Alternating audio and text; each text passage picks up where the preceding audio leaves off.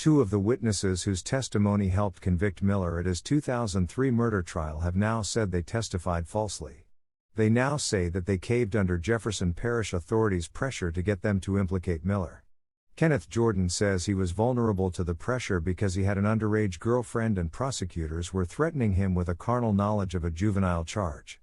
Darnell Jordan, no relation to Kenneth, says detectives tricked him into identifying Miller as the gunman. The misconduct that the two witnesses allege is similar in kind to the law enforcement and prosecutorial misconduct that has been linked to multiple wrongful convictions in our area.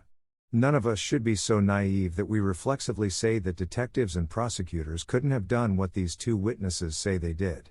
Many prosecutors have shown themselves to value their conviction rate more than they value justice, so we should remain open to the idea that a person convicted of a crime didn't actually do it. But, in this case, the skepticism I have for prosecutors and their tactics runs neck and neck with the skepticism I have for Miller and his advocates. Previous attempts to link him to the civil rights struggle and to a Nobel Peace Prize winner have demonstrated that there's nothing his team won't say, that there's no argument that they won't make. Psychologists cite anchoring bias as one of the many mistakes we make when processing information.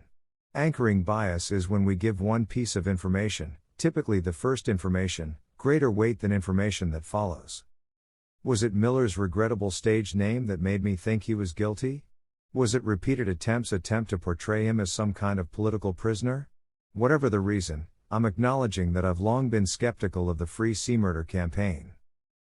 Why don't C-Murder tell on the dead and come home? Isn't that what rapper T.I. and Terrence Gangsta Williams did?